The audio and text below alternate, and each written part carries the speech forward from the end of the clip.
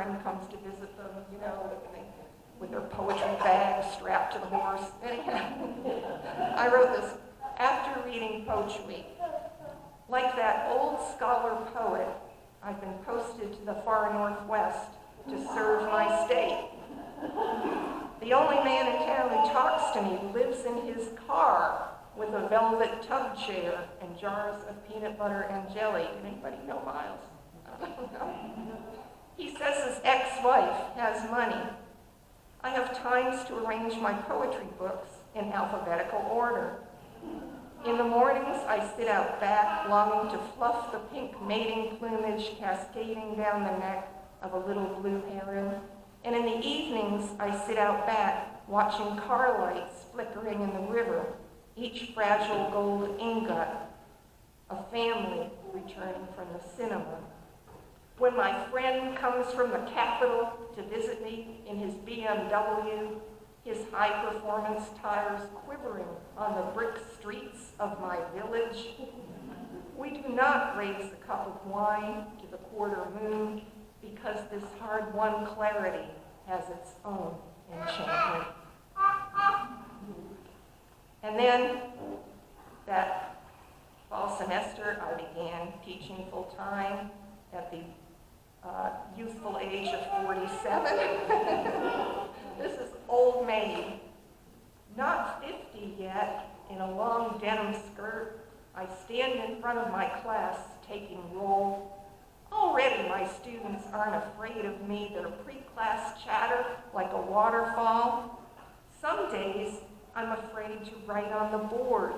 There might be a spot of blood on my skirt. Some days I'm afraid that the language I write in has slipped out of fashion like flat leather shoes. That first year of teaching, I loved it, and I wound up, as you see, I'm still here. All these years later, it turned permanent. But that first year was rough because my dad was dying of cancer in Virginia, and I was trying to get up and see him whenever I had a 3-day weekend or longer, and really stressing out about not, being there. And my aunt died around Easter. She was single and childless, and I was her executrix, and I had to handle her, house and all her, all the burial and all that kind of stuff. And then in May of that year, I was diagnosed with malignant melanoma, a pretty serious stage, and I had surgery. And while I was recovering, the 5-year survival odds, they were in my favor, but also there was a pretty good chance that I wasn't going to be here in 5 years. So, I kind of thought, what do I really want to do with my life, if it's going to be over soon? And there were two things that I wanted to do. One was go to Lithuania, because again, rewards of a misspent youth. One night in Chipotina's in New Orleans, my friends and I had gone out. It was cold like tonight. We had winter coats. There were only 2 tables in Chips back then, and we wanted to put our coats, on the chairs. And there was one little guy sitting alone, kind of a bowl haircut, and he didn't understand what we were saying. And he turned out to be a journalist from Lithuania who was in the U.S. visiting the great jazz cities of the U.S. because he loved jazz. He was staying in the YMCA. He brought a sausage with him in his suitcase, and every day he would buy a loaf of bread and eat some of the sausage. Anyhow, to make a long story short, he wound up taking my little book back to Lithuania, and I got translated into Lithuanian. He sent some poets, he kind of put me in touch with some poets there, and I helped them get translated into English. Anyhow, I wanted to go to Lithuania, and I applied for a Fulbright, and I got it, and spent a wonderful 6 months there. But also, the other thing that I really wanted to do, I wanted to publish my book, with a national press, not just have it sold behind the bar at the Maple Leaf, where to its credit, it was often stolen. That's, But, before I left for Lithuania, out to 12 contests, just like, grape shop, just, all right, and took off. This is in Lithuania, Palanga Beach.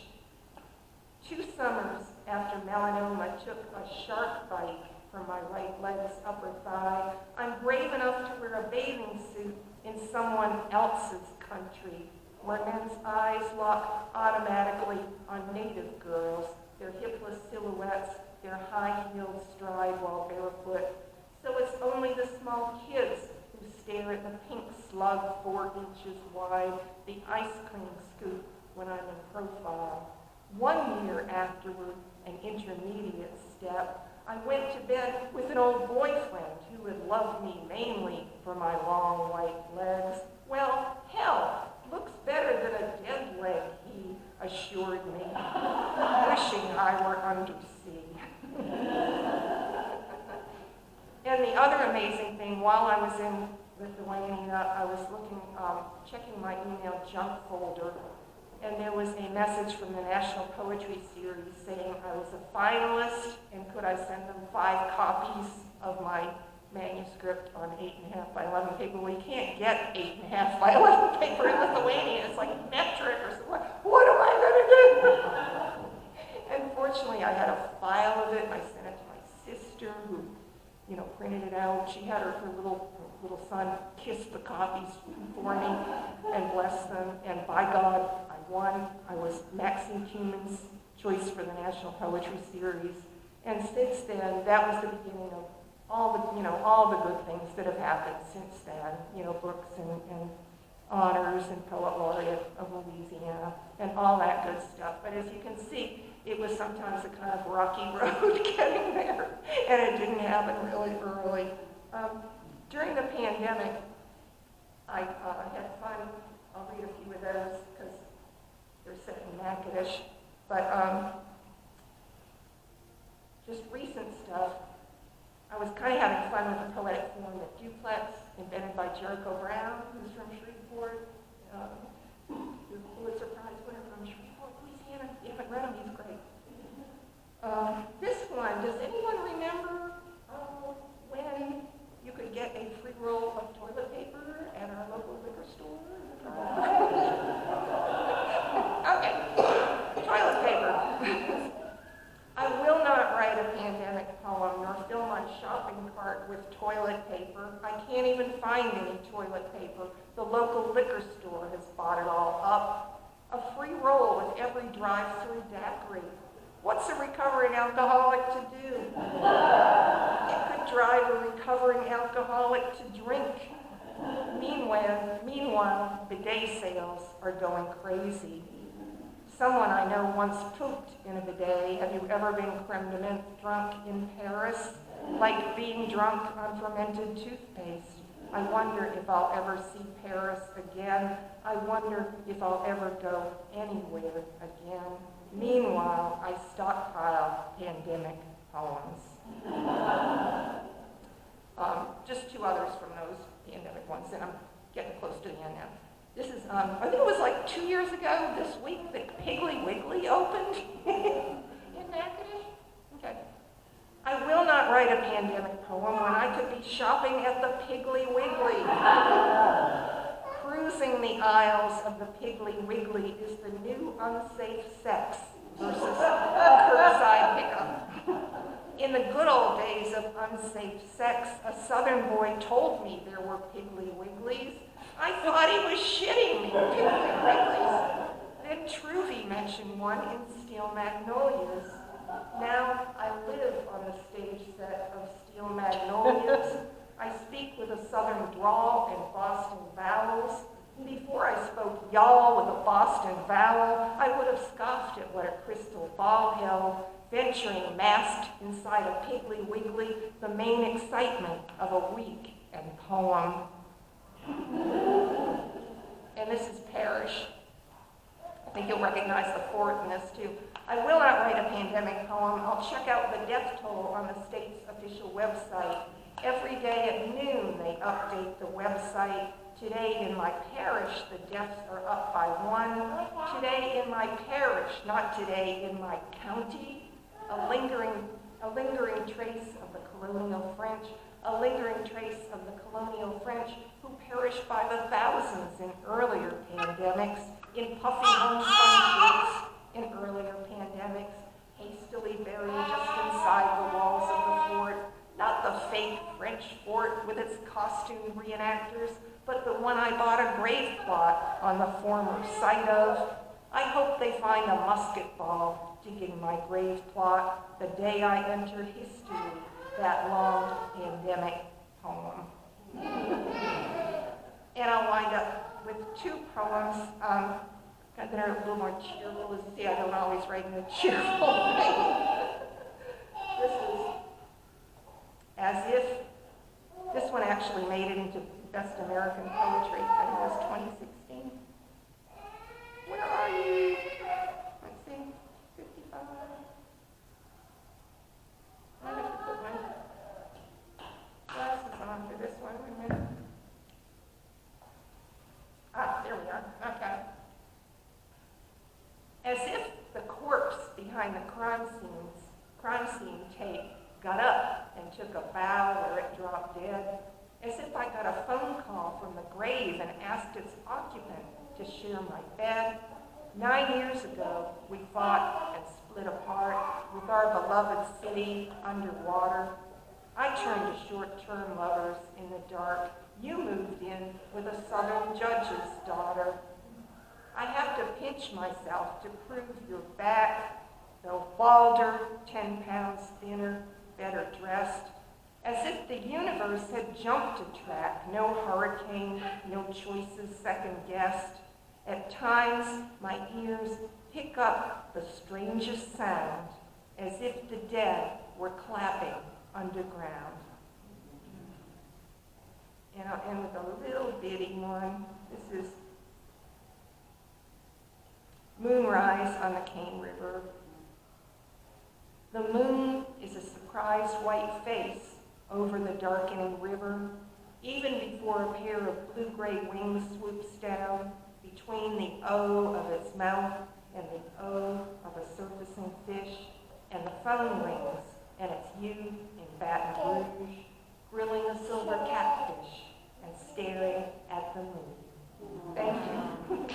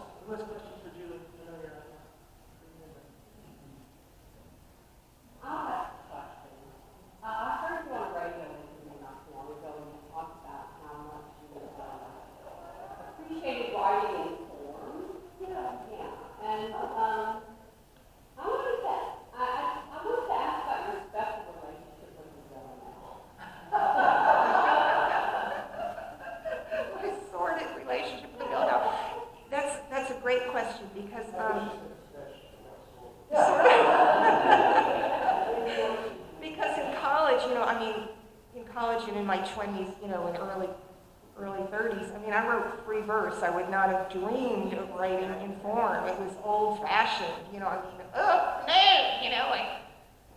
Annie Finch, said back then it would have been like wearing a bustle and high-button shoes, just all, and that's back in, I guess, it was steampunk. But anyhow, I started kind of creeping back to form when I was in my 30s, just because I love the sound, the sounds of language. I love song lyrics that rhyme, Dylan and Joni Mitchell, and I loved, older poets like Millay, early Anne Sexton that rhyme, and I kind of sneaked back to it so I would write them and not show them to anybody.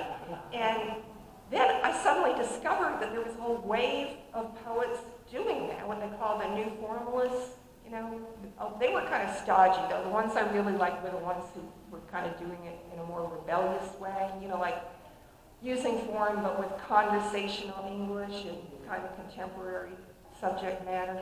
And anyhow, the villanelle, that's a good question because the bartender poems is when I started writing villanelles, and that was a sort of like strange, obsessive sort of relationship at the heart of that. And the villanelle is a form where the first and third lines have to like repeat all the way through it, kind of like braiding, you know, hair or something.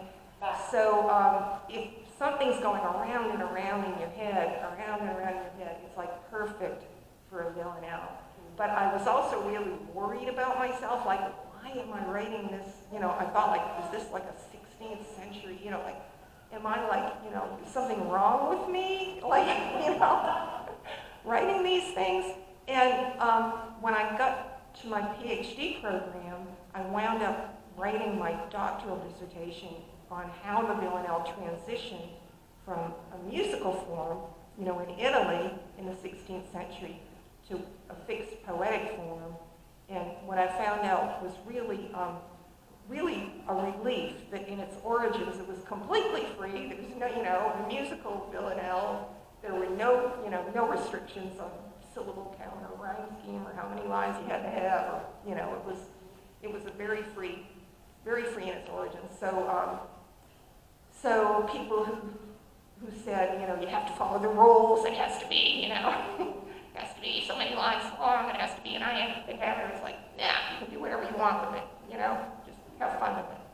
I don't know if that answered your question, but yeah, no.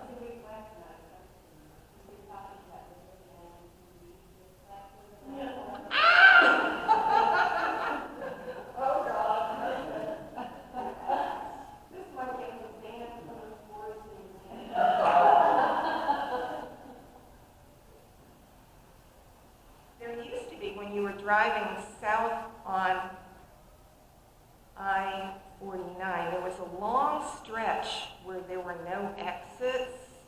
Like, I think Bill Platt was like the last, and I was going to New Orleans on Thanksgiving Day, and I needed to find a restroom, and everything in Bill Platt was closed. Okay, let me find it.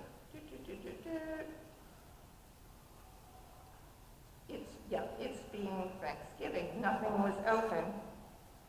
So this is what happened. And suddenly, in the midst of the activity of this poem, I realized that a man who had really broken up with me in a really nasty way was from the Platte.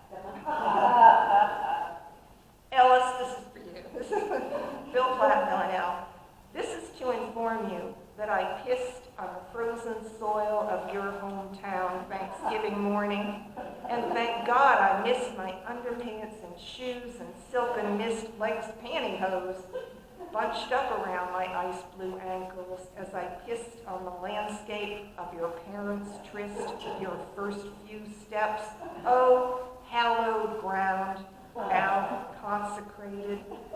And thank God I missed a pair of handcuffs on my wrists, a turkey dinner in the Bill Platt pound served up by deputies who might be pissed I pissed, and therefore by extension dissed the place that they were from, a 1-foot round turf plug of it, now Agent Orange, crisped.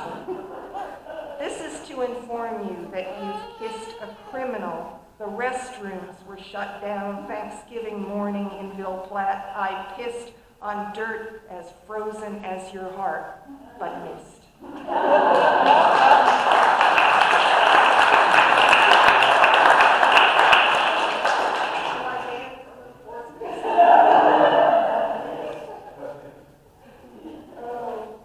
Maybe we better end it there. Yeah. Well, I'm curious to hear more about studying under anesthesia. Oh, I actually, many years later wrote an essay about it, and it's online, and I can give you the link to it if you'd like to read it, because I don't know if I could do it justice in a couple minutes here, but I wrote, about a 20-page thing about it. She was just, warm, electric, I still, we were all just in shock that she did it, because, she'd been excited and happy in class, and, it just came as a great shock. Yeah. But anyhow, come see me, I'll give you the link. Okay. Yeah. What is this career calendar look like? Oh gosh, I wish I could say, I get up every morning and sit at my desk for 2 hours. And times in my life when I've had prose projects, like a nonfiction book or the dissertation or things like that, I did, have a schedule and all that. But with poetry, for me, I really have to be in the right mood to write. And so sometimes I will have a streak, of writing. Like there's one section of my latest book, that I wrote like in a week, 7 poems in a week. And then sometimes I might not write at all for a couple of months. So I am not a good model to follow. Follow the ones who say, get a habit and sit at your desk. Because I know there are also times when I've had to write a poem, like, taking a class or something when we had to write to a prompt, and I got a poem out of it that's a keeper that I never would have written otherwise. So, but I'm too late to change, but there's hope for you, okay?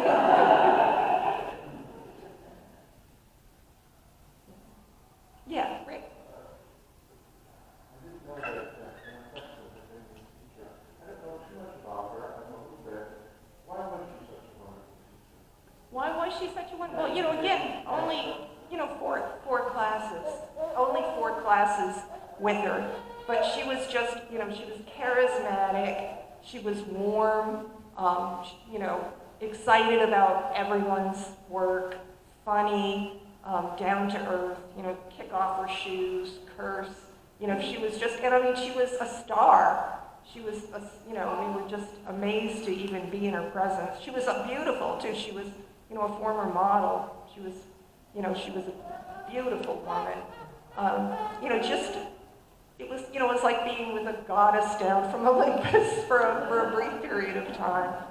And we were just, devastated after she died. They kept trying to send a new poet in, to work with us. We'd all come there to study with Anne, so, they send in one poet, James Day, Charles Simic, and it's kind of like, you're not Anne, you're not Anne, we don't like you, go away. Why did she show herself? Oh, that's again, probably, read the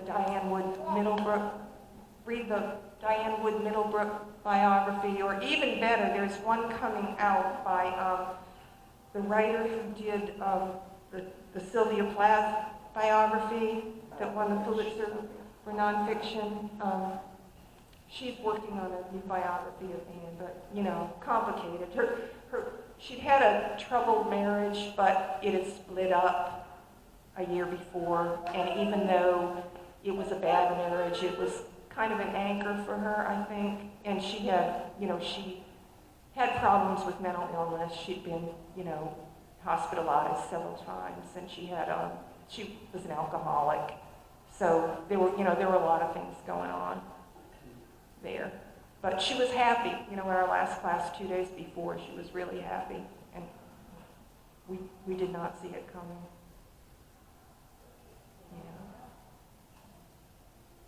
Yeah, John. I have a lot of free time now. I was got the habit of going back and reading some of the first things that influenced me a lot. I was reading Rick Gregory the other day. Oh, And it was amazing because from a current time, looking backward when I first read him, I was a teenager. And you think of his science fiction. But his science fiction is full of contemporary topics like censorship and responsibility for the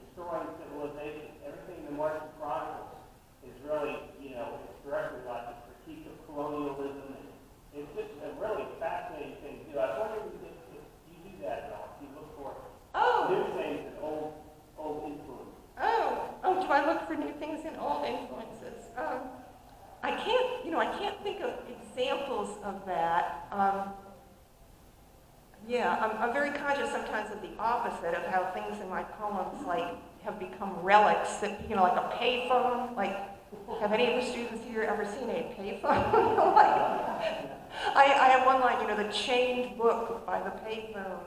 And one of my students thought it was like a metaphor, that books were in chains. It's like, the phone book used to be on a chain in the so you wouldn't steal it,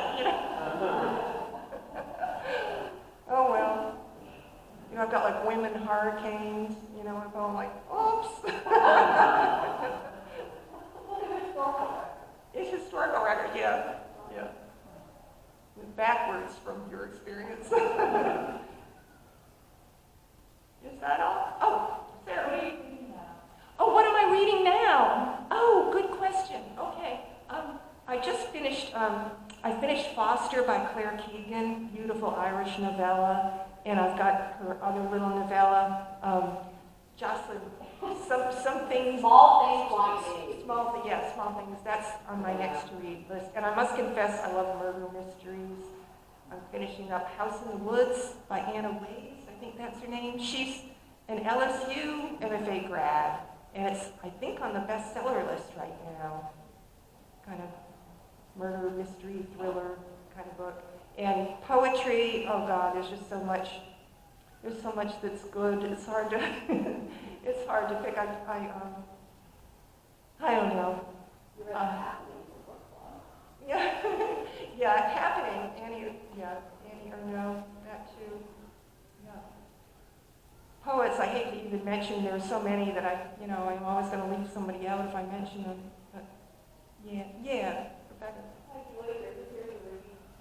We read and discussed some of your poems last week in my poetry class, and the students were really struck by watching how your poems move and shift, not only narratively, but also tonally. We read some of your sonnets, we read your book, we read Leonard Villanelle, and they were really interested in, tonal shifts toward the end of the poem. So I wanted to ask, of course, when you write the form dictates some of your choices in terms of how a poem ends. But how do you think about approaching how a poem moves and knowing when a poem ends?